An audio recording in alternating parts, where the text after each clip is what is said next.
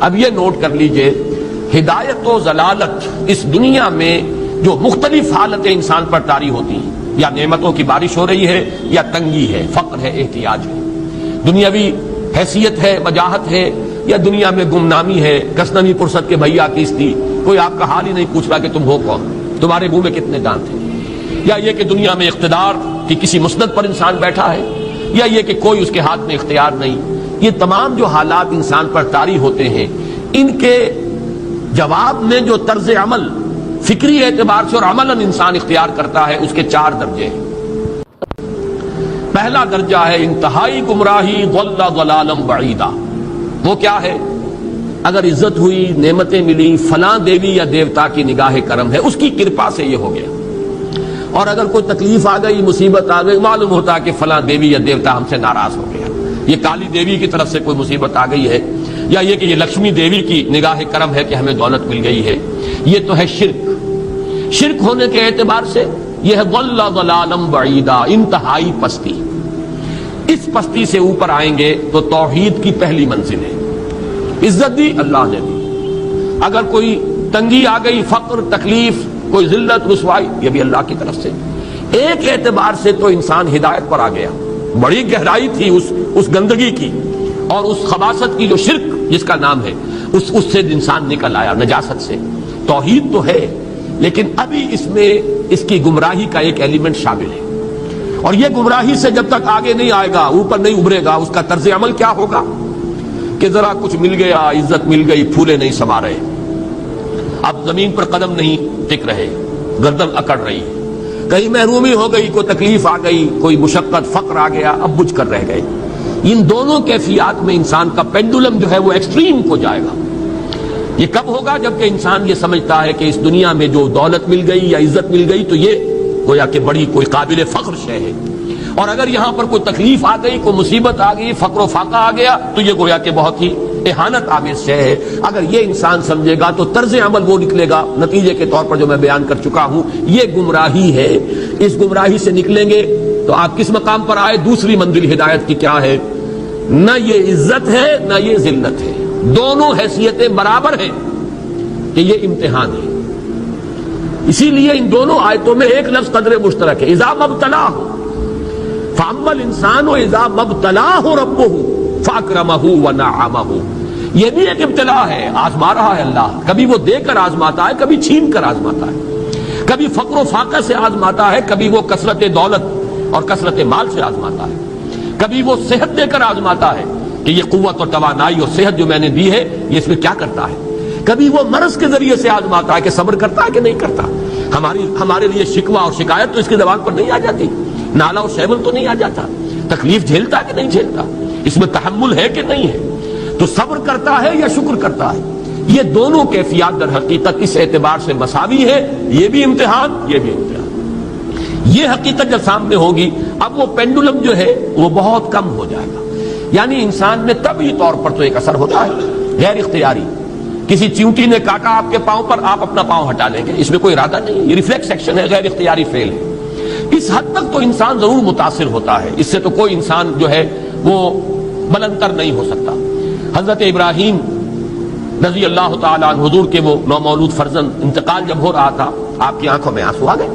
اب یہ ایک طبعی اثر ہے، ایک فعل ہے، انفعالی کیفیت ہے جو بالکل طبعی ہے، لیکن یہ نہیں کہ اس کی وجہ سے انسان کی زبان پر کوئی شکوہ آ جائے، کوئی شکایت آ جائے، یہ نہیں ہوگا، یہ ایمان کے منافی ہے۔ اسی طریقے سے اگر کوئی خوشی ہوئی ہے تو چہرے کے اوپر ایک نکھار آ جائے گا، تبسم آ جائے گا، اس سے زائد نہیں۔ اس حد تک تو یوں سمجھیے کہ انسان کا طبعی تقاضا ہے۔ اس سے زیادہ یہ پینڈولم اگر سوئنگ کر رہا ہے تو گویا کہ اس حقیقت سے انسان محجوب ہے کہ یہ بھی امتحان ہے، یہ بھی امتحان ہے، جو ہم سورہ حدید میں پڑھ چکے ہیں۔ ما اصاب من مصیبت فی الارض ولا فی انفسکم الا فی کتاب من قبل ان نبراها ان ذلک علی اللہ یسیر لکی لا تعصوا علی ما فاتکم ولا تفرحوا بما آتاکم۔ اللہ تمہیں کچھ دے تو اتراؤ مت، اللہ تم سے کچھ چھین لے تو اس کے اوپر افسوس مت کرو۔ یہ نتیجہ ایمان کا نکلنا چاہیے۔ اگر تمہیں ایمان ہے اللہ پر، اگر تمہیں یقین ہے کہ جو کچھ ہوا ہے اللہ کے اذن کے بغیر نہیں ہوا، اگر تمہیں یقین ہے کہ اللہ نے جو میرے لیے طے کیا ہے اس میں میرے لیے خیر ہی ہے، چاہے فی الحال، فی الوقت، فوری طور پر مجھے ناگوار محسوس ہو رہی ہے بات، لیکن یقیناً میرے لیے اس میں خیر ہے میرے رب کی طرف سے کہ ہر ساقی ما ریخت عین الطافس. ہم تو شارٹ سائٹڈ ہیں، ہم دیکھ نہیں سکتے کسی شے کو، ہم اس کے ظاہر کو دیکھ کر گھبرا اٹھتے ہیں کہ یہ تو تکلیف آ گئی، کیا پتا اسی کے پردے میں اللہ کی رحمت آ رہی ہے. میں نے وہ رئیس امروہوی کے اشعار آپ کو کئی دفعہ سنائے ہیں. وہ وقت آیا کہ ہم کو قدرت ہماری سعی و عمل کا پھل دے، بتا رہی ہے یہ ظلمت شب کہ صبح نزدیک آ رہی ہے. ابھی ہے کچھ امتحان باقی، فلاکتوں کے نشان باقی، قدم نہ پیچھے ہٹے کہ قسمت ابھی ہمیں آزما رہی ہے. رئیس اہل نظر سے کہہ دو کہ آزمائش سے جی نہ ہارے، جسے سمجھتے ہو آزمائش وہی تو بگڑی بنا رہی ہے. اسی آزمائش سے تو بگڑی بنے گی، اسی سے تو تمہارا خیر جو ہے اجاگر ہوگا، سامنے آئے گا، پتہ چلے گا who's who, what is what. ابو بکر میں کتنا یقین اور ایمان تھا، یہ کیسے معلوم ہوگا؟ کیسے معلوم ہوگا کہ بلال میں کتنا سہار، کتنا تحمل تھا، کتنا صبر تھا، اگر وہ مصیبت ان پر نہ آتی کہ جو امیہ ابن خلف کے ہاتھوں ان پر قیامت ٹوٹ رہی تھی. تو یہ ساری چیزیں جو ہے ما اصاب من مصیبت فی الارض ولا فی انفسکم الا فی کتاب من قبل ان نبرأ ان ذلک علی اللہ یسیر لکی لا تأسوا علی ما فاتکم ولا تفرحوا بما آتاکم واللہ لا یحب کل مختال فخور. اگر اس حقیقت سے محجوب ہو جاؤ گے تو پھر اختیال اور فخر اور گھمنڈ پیدا ہو جائے گا تمہارے اندر، یا دوسری طرف مایوسی، کمر ہمت ٹوٹ کر رہ جائے گی، خودکشی کرنے کو انسان آمادہ ہو جاتا ہے ذرا کوئی ناکامی دنیا میں آ گئی، کوئی تکلیف آ گئی. یہ ہے در حقیقت تیسری منزل، ہدایت کی دوسری سیڑھی.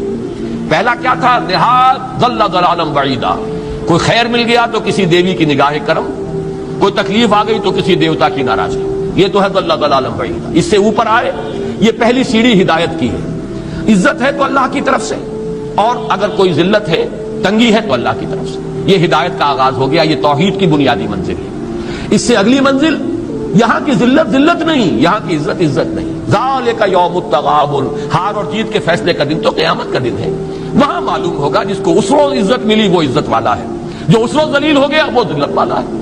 یہ تو امتحان ہے، دارالامتحان ہے. خلق الموت والحیات لیبلوکم ایکم احسن عملا، یہ تو دارالامتحان ہے. امتحان ہونے کے ناطے دونوں برابر ہیں. اس سے اوپر ہے ایک چوتھی منزل، ہدایت کی تیسری منزل. وہ کیا ہے؟ عام طور پر انسان یہ سمجھتا ہے کہ یہ جو آزمائش ہے تنگی کی اور فقر و فاقہ کی، یہ سخت تر آزمائش ہے، اور نعمتوں کی بارش ہو تو یہ آسان آزمائش ہے. یہ بھی ابھی گمراہی کا ایک پرت جو ہے اس کی باقی ہے. ابھی ہدایت کا جو کامل جو ہوگا انکشاف وہ کب ہوگا؟ جب انسان اس حقیقت کو جان لے کہ جہاں وسعت ہو، جہاں کثرت ہو، وہ زیادہ بڑا امتحان ہے، سخت امتحان ہے، بجائے اس کے کہ اگر قلت ہے، کمی ہے، یہ کم تر امتحان ہے، یہ کم بھاری امتحان ہے. کیوں کہ اگر آپ کے پاس کثرت ہے آپ کے اندر غفلت پیدا ہو جائے گی. کثرت کا لازمی نتیجہ غفلت ہے. نہ کوئی غم کرو نہ خوف، خوشیاں مناؤ جنت کی جس کا تم سے وعدہ کیا گیا تھا. اللہ کی ربوبیت پر اطمینان جب انسان کو ہو جاتا، میرا رب اللہ ہے، ربی اللہ، انسان کے لیے نہ کوئی کھٹکا، نہ کوئی خطرہ، نہ کوئی خوف، نہ کوئی حزن. جو کچھ ہو رہا ہے کس کے اذن سے ہو رہا ہے؟ اللہ کے اذن سے. اللہ کے اذن کے بغیر پتہ تک نہیں ہلتا. یہ کوئی اندھا بہرا مادہ نہیں ہے جس سے مجھے کوئی خوف ہو. اندھا بھینسا چلا رہا ہو اس سے تو ڈرنے کا ہر انسان کو ڈرنا چاہیے، نہ معلوم کس کو ٹکر مار دے. لیکن نہیں، اس کائنات کو چلانے والا ایک سمیع و بصیر خدا ہے. وہ جو میرا دوست ہے، میرا ولی ہے. اللہ ولی الذین آمنوا یخرجہم من الظلمات الی النور. اللہ اہل ایمان کا ولی ہے، ساتھی ہے، پشت پناہ ہے، مددگار ہے، حمایتی ہے. بتائیے جسے یقین ہو جائے کہ اللہ میرا مددگار، اللہ میرا محافظ، اللہ میرا پشت پناہ، اللہ میرا حمایتی، اس کے لیے کوئی خوف ہوگا؟ اس سے کوئی ڈر ہوگا؟ میں مثال دیا کرتا ہوں ایک بہت سادہ، پنجاب کے دیہات کی. تو بڑا چودھری ہے اور کوئی غریب کسان ہے. اس غریب کسان کی کہ جانوروں کو ہر وقت اندیشہ ہوگا چوری کا، کوئی میری بھینس کھول کر نہ لے جائے، کوئی میرا بیل کھول کر نہ لے جائے. لیکن جس کے بارے میں یہ سب کو معلوم ہو کہ وہ جو بڑا چودھری ہے وہ اس کا دوست ہے، اس کی بچیا کو کوئی خوف ہوگا؟ اس کی بھینس پر کوئی ہاتھ ڈالے گا؟ اسے کوئی اندیشہ ہوگا؟ نہیں. کیوں؟ کہ وہ بڑا چودھری، بڑا اس کا یہاں کا سردار، جاگیردار، سب کو معلوم ہے وہ میرا دوست ہے، کوئی میرے خلاف اقدام نہیں کر سکتا۔ اس دنیا میں یہ چھوٹی سی بات اگر آپ کے دلی اطمینان اور سکون کا باعث بن سکتی ہے تو ذرا تصور کیجئے۔ میں لفظ تصور استعمال کروں گا صرف اس لیے کہ اس کا ہم جس کو کہتے ہیں ادراک اور شعور کر نہیں سکتے، اگر کے ساتھ کر سکتے۔ اگر یقین ہو کہ اللہ میرا مددگار اور یقین ہو کہ اللہ ہر آن میرے ساتھ ہے، پھر کوئی خوف؟ کس کا خوف؟ کوئی شے اللہ سے بالا تر ہے؟ کوئی قوت اس سے زیادہ طاقتور ہے؟ کوئی اس کے ارادے کو بدلنے والا ہے؟ کوئی اس کی مشیت کے آڑے آنے والا ہے؟ یہی بات ہے جو حضور نے فرمائی۔ یہ ایمان کا حاصل ہے لب لباب، کہ دیکھو اچھی طرح اس بات کو ذہن نشین کر لو، اگر تمام انسان مل کر تمہیں کوئی نقصان پہنچانا چاہے نہیں پہنچا سکتے، مگر جو کچھ اللہ نے لکھ دیا ہو، اور تمام انسان مل کر تمہیں کوئی نفع پہنچانا چاہے نہیں پہنچا سکتے، مگر وہ شے جو اللہ نے طے کر دی۔ آپ پھر میں کہوں گا ذرا تاریخ کیجئے، اسے فرض کیجئے، اسے سوچئے، اگر اس حدیث پر ہمارا دل ٹھکا ہوا ہو تو کسی سے ڈر ہوگا؟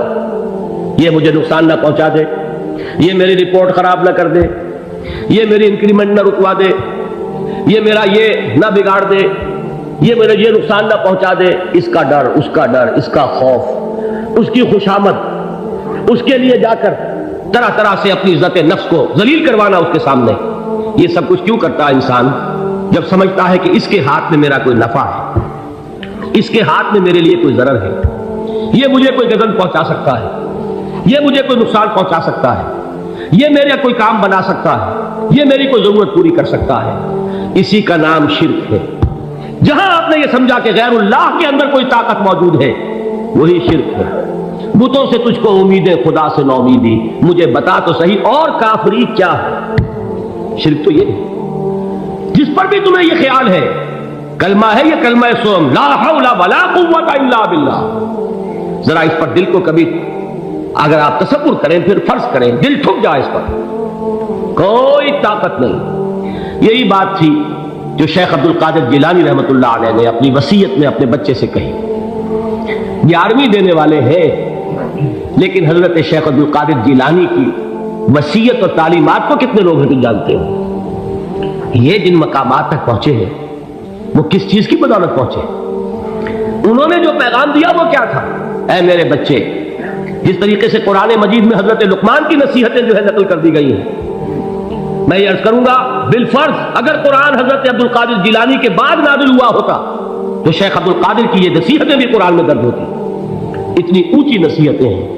اے میرے بچے، اس حقیقت کو ذہن نشین کر لے، لا فاعل فی الحقیقت ولا مؤثر الا اللہ، اس کائنات میں نہ کوئی فاعل حقیقی ہے نہ مؤثر حقیقی ہے سوائے اللہ۔ کسی شے میں کوئی تاثیر نہیں اگر اللہ نہ چاہے، آگ جلا نہیں سکتی اگر اللہ نہ چاہے، پانی ڈبو نہیں سکتا اگر اللہ نہ چاہے، زہر ہلاک نہیں کر سکتا اگر اللہ نہ چاہے، کوئی چیز فائدہ نہیں پہنچا سکتی اگر اللہ نہ چاہے۔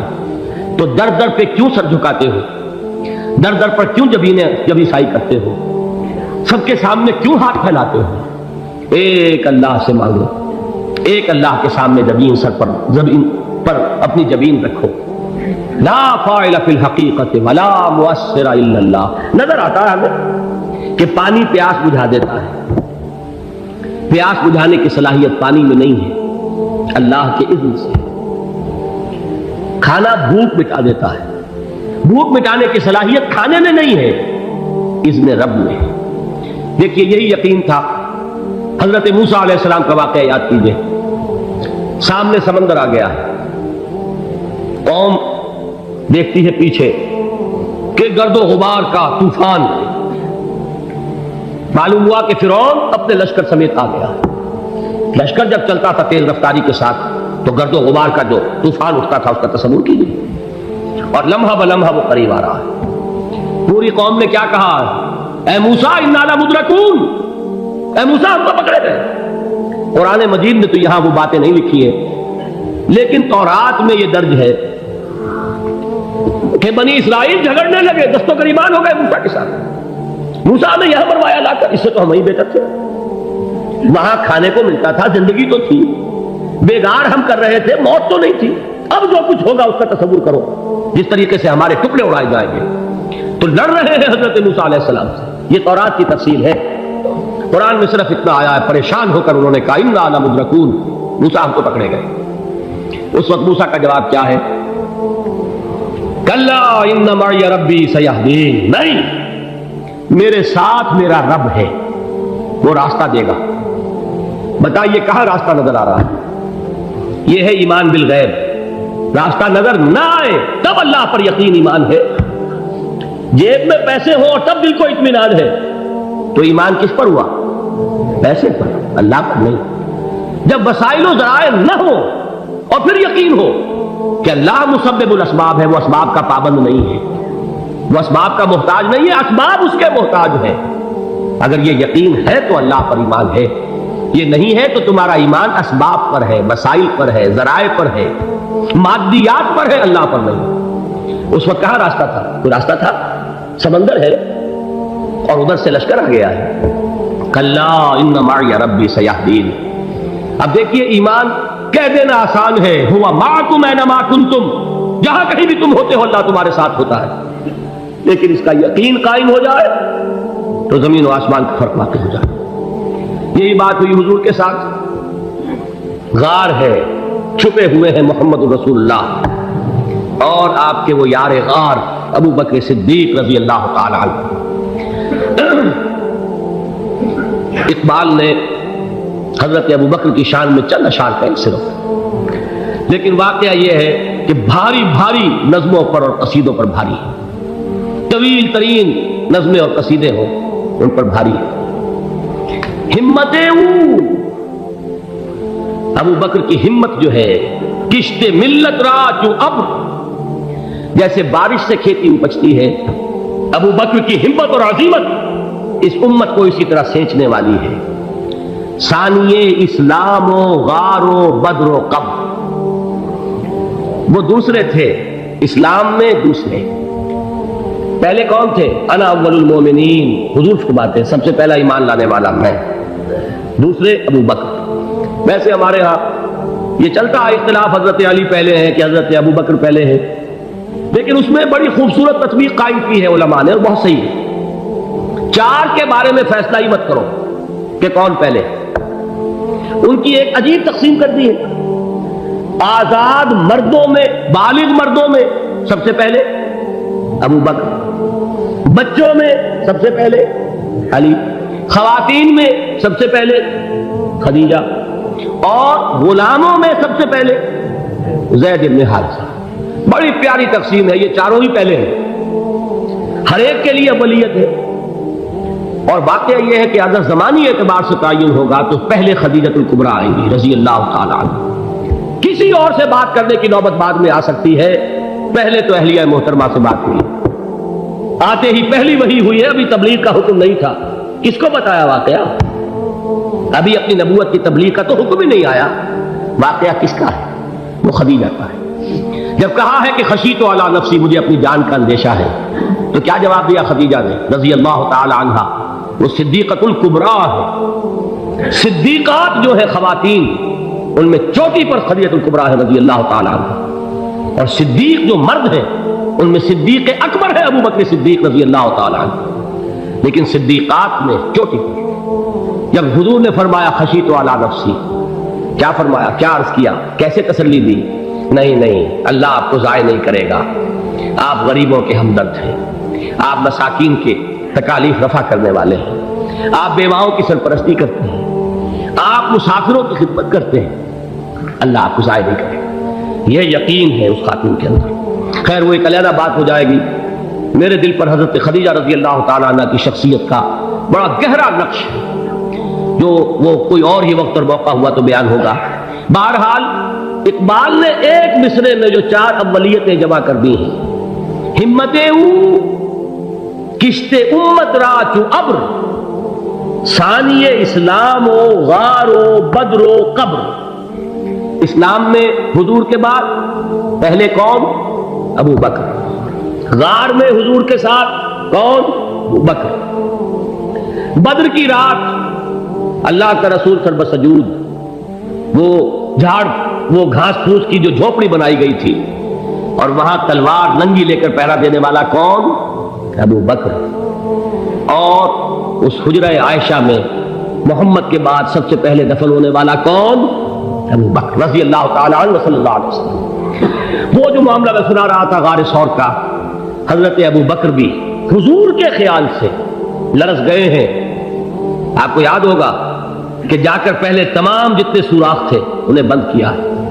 ایک سوراخ رہ گیا تھا جس کو بند کرنے کے لیے کوئی کپڑا نہیں تھا، وہاں اپنی ایڑی رکھی ہے. تب کہا ہے حضور سے تشریف لائیے، اور اپنے زانو پر حضور کو لٹایا ہے، اور وہاں کسی موذی جانور نے کاٹا ہے. حضور کی آنکھ لگ گئی تھی اس وقت. اس بل کے اندر جو بھی بچھو ہے کیا ہے واللہ عالم، اس نے کاٹا ہے. اس کی تکلیف کی وجہ سے ابو بکر کی آنکھوں سے آنسو ٹپک گئے. حضور کے چہرے مبارک پر پڑے ہیں تو حضور جاگے ہیں، معاملہ کیا ہے؟ ایڑی نہیں ہٹائی وہاں سے، مبادا وہ جانور وہاں سے نکل کر محمد الرسول اللہ کو کوئی گزن پہنچا دے.